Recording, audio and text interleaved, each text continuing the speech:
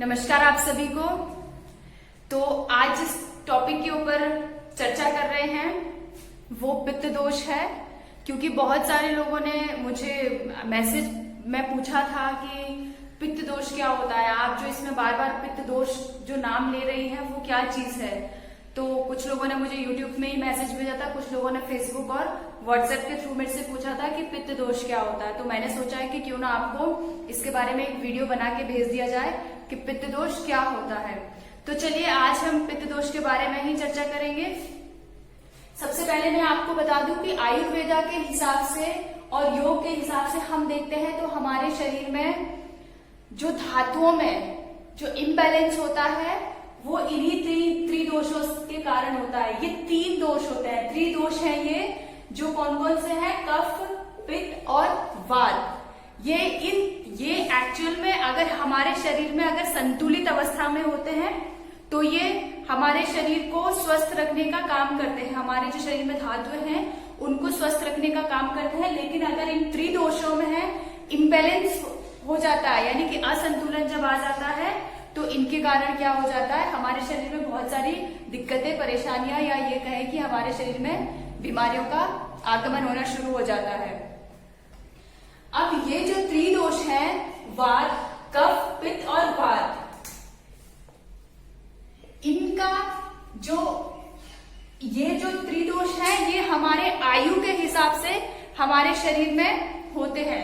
वैसे तो हमारे नॉर्मल शरीर में ये तीनों दोष विद्यमान रहते हैं, तीनों ही चीजें वात, पित्त और कफ विद्यमान रहते हैं। दोष ये कम बनते हैं जब धातुओं को और मल को ये दूषित करना शुरू कर देते हैं, तो इनको दोष नाम से जानते हैं। तीनों ही हमारे शरीर के लिए बहुत जरूरी भी है। अगर ये नहीं होंगे तो हमारा शरीर, हमारी जो शरीर का जो जितनी भी ग्लैंड्स हैं, जितना भी हमारा शरीर काम करता है वो इनके अभाव से काम नहीं कर पाएगा। तो इनका होना भी जरूरी है, और अगर बहुत ज्यादा मात्रा में होते हैं तो भी दिक्कत है, कम मात्रा में हो तो भी दिक्कत है। यानी कि इनका संभाव होना हमारे लिए अच्छा है, लेकिन अगर ये ऊपर नीचे हो जाए तो ये दोष बन जाते हैं। तो कफ, पित्त और वात ये आयु के हिसाब से हमारे शरीर में कम ज्यादा होते हैं। यानी कि अगर हम कफ की बात करें तो कफ हमारे शरीर में बाल्यावस्था में अधिक होता है, और जो पित्त दोष होता है वो युवावस्था में, और जो वात दोष होता है वो वृद्धावस्था में सबसे अधिक देखने को मिलता है। अब जैसे कि आपको दिख ही रहा होगा कि ये हमारी अवस्था के हिसाब से, यानी कि हमारे आयु के हिसाब से ये हमारे शरीर में किसका कब ज्यादा होता है कब कम होता है, ये इनके हिसाब से। यानी कि जब हम बचपन में होते हैं, जब हम छोटे होते हैं, तो आपने देखा होगा बच्चों को बहुत ज्यादा सर्दी जुकाम लगता है, तो वो क्योंकि उस टाइम आपका कफ क्या होता है, बहुत ज्यादा आपके शरीर में होता है। और युवावस्था में मोस्टली जो लोगों को दिक्कतें आने लगती है वो क्या होता है, नींद नहीं आती है, भूख बहुत ज्यादा लगती है, या तो फिर बिल्कुल ही नहीं लगती है, खट्टा पानी, डकार वकार जो बोलते हैं हम लोग की, बहुत खट्टे डकार आते हैं, वो किसकी वजह से होता है, पित्त दोष की वजह से। और वात दोष जो हमारे हड्डियों में दर्द होना शुरू हो जाता है, हम लोग बहुत जल्दी, हमारे जोड़ों में दर्द होना शुरू हो जाता है, झुक के चलना शुरू कर देते हैं हम, वो किसके इम्बैलेंस से होता है, वात दोष के इम्बैलेंस से। तो ये कब देखने को मिलता है, मोस्टली हमें वृद्धावस्था में। इन अवस्थाओं में अगर ये चीजें आपको देखने को मिले तो कहें कि ठीक है, मतलब इनकी प्रधानता इस अवस्था में होना स्वाभाविक है। लेकिन अगर ये इन अवस्थाओं को छोड़ के किसी और अवस्था में इनकी प्रधानता होने लगे, यानी कि अगर आपको बाल्यावस्था में या आपको जोड़ों में दर्द और बहुत सारी दिक्कतें होने लगे, तब आप समझो कि आपका वात क्या है, इम्बैलेंस हो गया है, क्योंकि यहाँ पे ये गड़बड़ कर जा रहा है। यहाँ पे कफ आपकी प्रधानता होनी चाहिए थी, जबकि क्या बन गया है, वात। यहाँ पे आपका पित्त आपकी प्रधानता हो जानी चाहिए थी, तो क्या बन जाता है, कफ या वात। तो यही हमारे त्रिदोष है। और त्रिदोष को हम, जो हमारे पंच महाभूत है, पंच तत्व जिनकी मैंने चर्चा करी थी मुद्राओं में, ये उनको रिप्रेजेंट करते हैं। उन पंच महाभूतों की जो प्रवृत्ति है वो इनके अंदर है। यानी कि कफ जो है कौन सी प्रवृत्ति है जो हमारी किसमें है, आकाश और हवा में। तो आकाश कफ की प्रवृत्ति किससे, कौन से पंच महाभूतों की तरह है, आकाश की और वायु तत्व।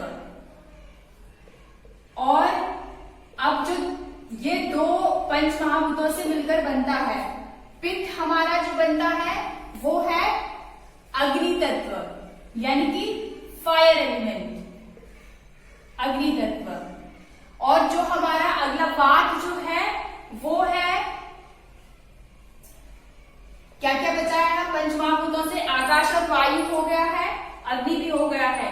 तो हमारे पास बचा है जल तत्व और पृथ्वी तत्व, पृथ्वी तत्व। इनसे मिलकर क्या बना है, हमारा पंच महाभूत बने हैं।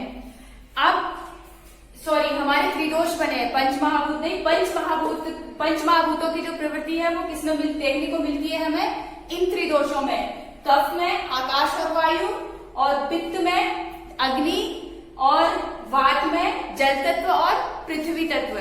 तो आज मैं इन दोनों को ना लेके मैं किसके बारे में चर्चा करने वाली हूँ, पित्त दोष के बारे में, क्योंकि पित्त दोष का बहुत ज्यादा क्वेश्चन उठा है। कफ और वात के बारे में भी मैं आपको बता दूंगी, लेकिन उससे पहले मैं किसके बारे में आपको बताना चाहूंगी, पित्त दोष के बारे में। अच्छा, एक मैं और चीज जो बहुत जरूरी मैं बता देना चाहती हूँ कि कौन से दोष किस ऋतु में संचित और कुपित होते हैं, मैं आपको ये बता देती हूँ। तो जो हमारा कफ दोष है वो शिशिर ऋतु में क्या होता है, शिशिर ऋतु में संचित होता है, और बसंत ऋतु में क्या होता है, कुपित होता है। और जो हमारा जो वात दोष है वो क्या होता है, ग्रीष्म ऋतु में संचित होता है और वर्षा ऋतु में कुपित होता है। यानी कि ग्रीष्म ऋतु में क्या होता है, ये ग्रीष्म ऋतु, और वर्षा ऋतु में कुपित होता है।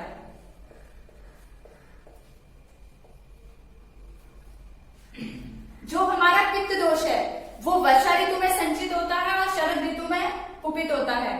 तो आजकल क्या हो रहा है, हमारा जो पित्त दोष है वो वर्षा ऋतु में क्या होता है, संचित होता है, और क्या होता है, शरद ऋतु में क्या होता है, कुपित होता है।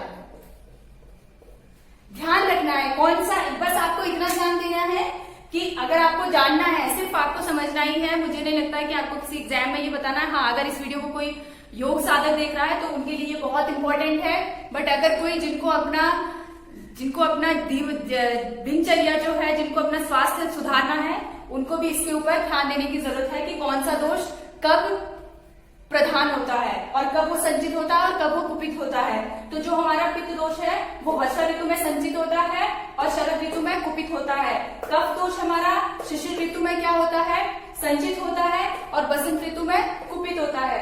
यहाँ पे हमारा वात दोष आता है जो ग्रीष्म ऋतु में संचित होता है और वर्षा ऋतु में कुपित होता है। यानी आजकल क्या होगा, वात रोग जो है वर्षा ऋतु में क्या हो रहा है, कुपित हो रहा है, और संचित क्या हो रहा है, पित्त दोष। ध्यान रखना है। अब पित्त दोष के पास हम आते हैं कि पित्त दोष कितने होते हैं। तो पित्त दोषों की जो संख्या है वो 5 है। मैं थोड़ा सा इसको हटा देती हूं।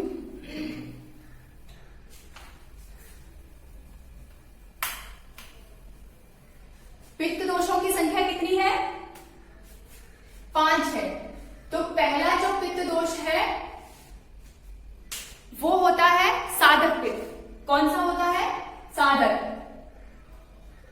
और दूसरा जो पित्त होता है वो होता है भ्राजक पित्त। भ्राजक। और तीसरा जो दोष होता है वो होता है रंजक पित्त। चौथा होता है आलोचक। और 5वां जो पित्त होता है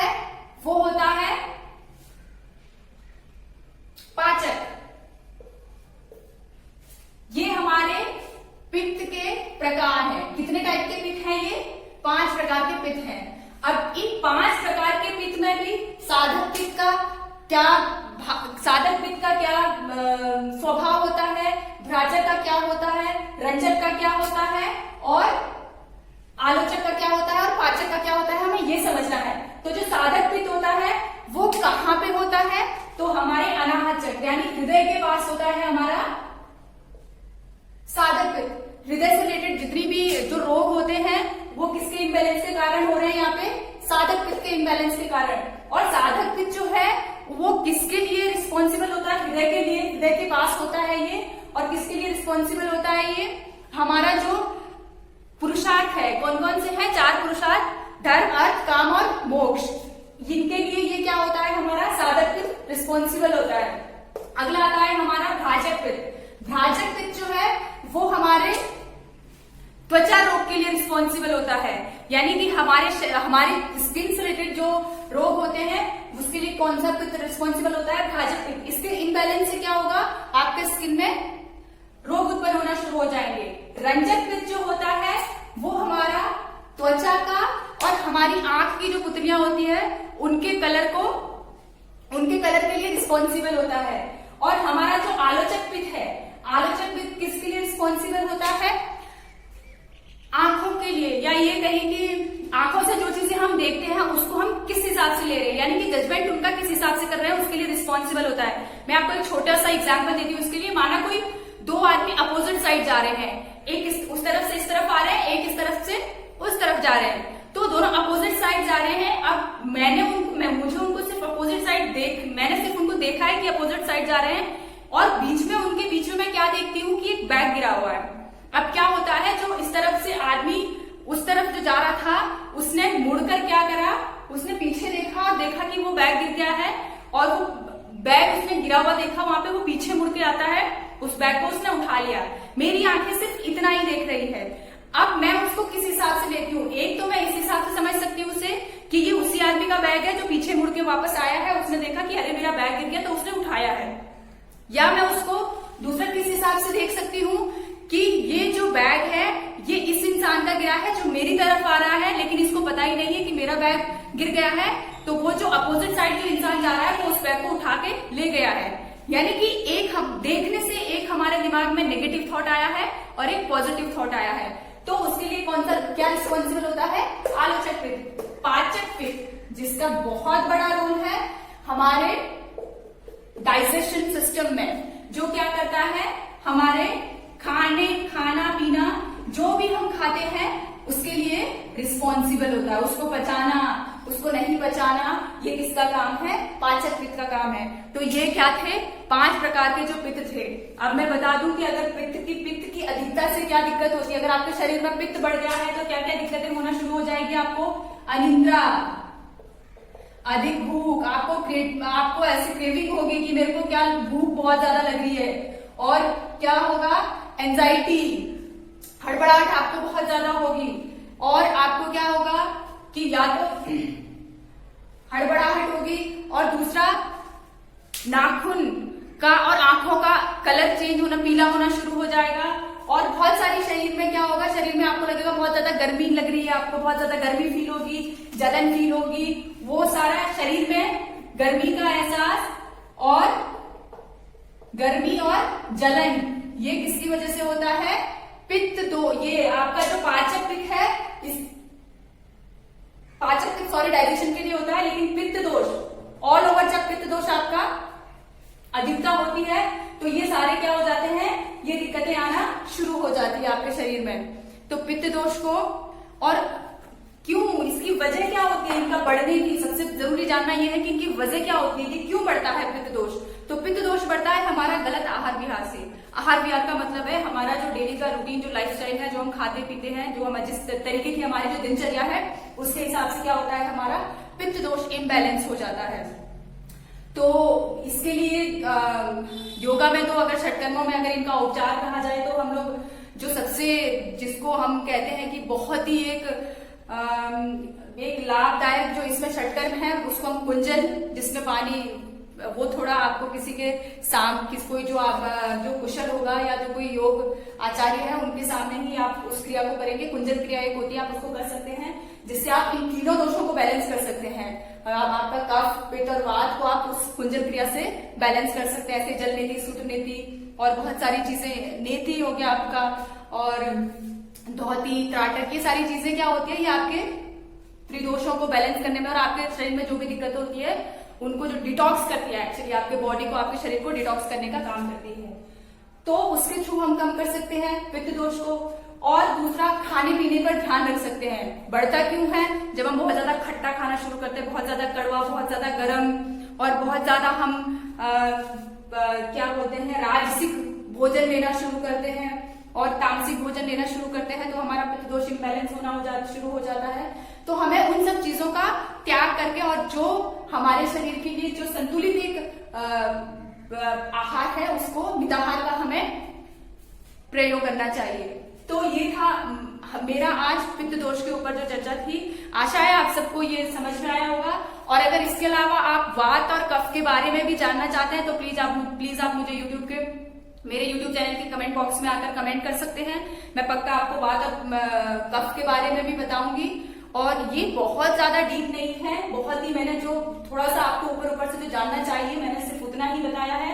ये त्रिदोष एक बहुत बड़ा, इसके ऊपर बहुत लोगों ने रिसर्च करा है और आयुर्वेदा में इसका ये एकदम वास्ट टॉपिक है, ये इसके ऊपर कई किताबें लिख चुकी है।